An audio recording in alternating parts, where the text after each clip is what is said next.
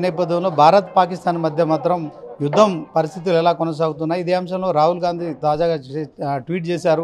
So ఎందుకు వెనుకంజ వేస్తున్నారని చెప్పి చేస్తున్న నేపథ్యంలో ఈ అంశాల గురించి మాట్లాడిన కేంద్ర మంత్రి కిషన్ రెడ్డి గారు ఉన్నారు. ఆయనతో సార్, నెల రోజులైంది సుమారు 28 మందిని పుట్టన పెట్టుకున్న పాకిస్తాన్ టెర్రరిస్టులు మీరు ఏరివేశారని చెప్తున్నారు. కానీ ఇంకొక ముగ్గురు ఇప్పటివరకు ఆచూకీ దొరకలేదు. ఇదే సమయంలో రాహుల్ గాంధీ చేసిన ట్వీట్ని ఎట్లా చూస్తారు?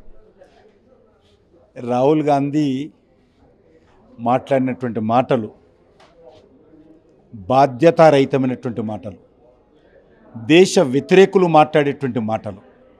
పాకిస్తాన్ ఏదైతే మాట్లాడుతుందో, మేము భారతదేశానికి సంబంధించినటువంటి మరి ఆర్మీ లేకపోతే విమానాలను, యుద్ధ విమానాలను కూల్చేసామని అయితే పాకిస్తాన్ చెప్తుందో ఆ మాట ఈయన మాట్లాడుతున్నారు.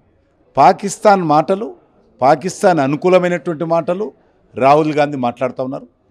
ఈరోజు దేశ సైనికులు, సైనిక అధికారులు చేసినటువంటి ప్రతి కార్యక్రమం దేశ ప్రజలకు కళ్ళకు కట్టినట్టు వీడియోల ద్వారా, ఫోటోల ద్వారా, తమ యొక్క ప్రెస్ కాన్ఫరెన్స్ల ద్వారా చాలా స్పష్టంగా మీడియా రూపంలో దేశ ప్రజలందరికీ, దేశ ప్రజలే కాదు ప్రపంచం అందరికీ తెలిసే విధంగా చెప్పారు.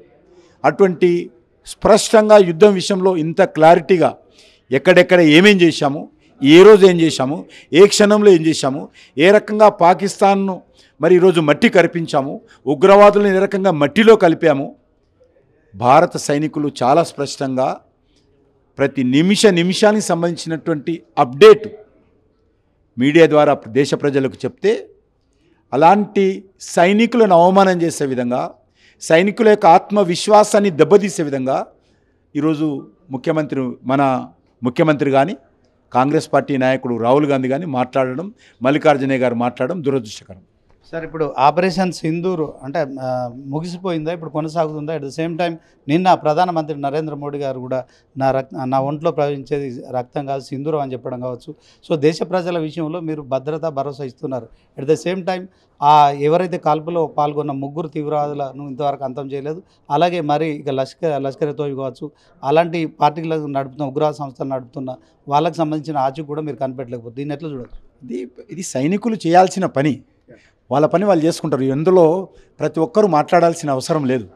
సైనికులు ఇంకా పాకిస్తాన్ కవ్విస్తున్నాం, రాత్రి అనక పగలనక మనం అందరం ఇక్కడ కూర్చొని మన ఇళ్ళల్లో ఉండి, మన భార్య పిల్లలతో ఉండి మనం మస్తు మాట్లాడతాం. భార్య బిడ్డలను వదిలేసి ప్రాణాలను పణంగా పెట్టి దేశ సరిహద్దులు కాపాడుతూ ప్రతిరోజు ఉగ్రవాదుల్లో తొందుతూ ప్రాణాలు బలిదానం ఇస్తూ పోరాటం చేస్తున్నటువంటి వాళ్ళ గురించి ఎంత తక్కువ మాట్లాడితే అంత మంచిది. కాళేశ్వరం విషయంలో సిబిఐ ఎంక్వైరీ చేయాలని కాంగ్రెస్ ఇప్పుడు ప్రభుత్వంలో ఉంది, డిమాండ్ చేస్తుంది. మరి బీజేపీ గతంలో కూడా ప్రతిపక్షంలో ఉన్నప్పుడు మీరు కూడా డిమాండ్ చేశారు. ఇప్పుడు సిబిఐ ఎంక్వైరీ చేస్తారు. నేను ఇప్పుడు కూడా ప్రెస్ కాన్ఫరెన్స్లో చెప్పాను, ఖచ్చితంగా కాంగ్రెస్ పార్టీ ఎన్నికలకు ముందు ఏదైతే డిమాండ్ చేసిందో దానికి అనుకూలంగా ఇప్పటికైనా సిబిఐ దర్యాప్తు చేయించాల్సిన అవసరం ఉందనే విషయం నేను మరొకసారి స్పష్టం చేస్తాను. కవిత తండ్రికి రాసిన లేఖను ఏ విధంగా చూస్తారు? కవిత పార్టీ మారుతుందని ప్రచారం కూడా జరుగుతుంది. ఒకవేళ బీజేపీలోకి వస్తే మీరు ఆహ్వానిస్తారా? ఎవరిని కూడా మేము తీసుకునే ప్రసక్తి లేదు. అవినీతి ఆరోపణలు ఉన్నటువంటి వాళ్ళని తీసుకునే ప్రసక్తి లేదు. కాబట్టి ఈరోజు కేసీఆర్ కావచ్చు, లేకపోతే వాళ్ళ డాటర్ కావచ్చు, డాడీ మధ్యలో జరిగినటువంటి ఈ ఉత్తరాల గురించి చాలా స్పష్టంగా మా పార్టీ వైఖరి ఇంతకుముందే చెప్పాను. ఈ విషయంలో ఒక కుటుంబ పార్టీల మధ్యలో ఇవన్నీ జరుగుతాయి, రానున్న రోజుల్లో ఇంకా పెరుగుతాయి. ఈ బీఆర్ఎస్తో తెలంగాణకి ఏమాత్రం లాభం లేదు. బీఆర్ఎస్ కారణంగా తెలంగాణ ఇప్పటికే చాలా నష్టపోయింది.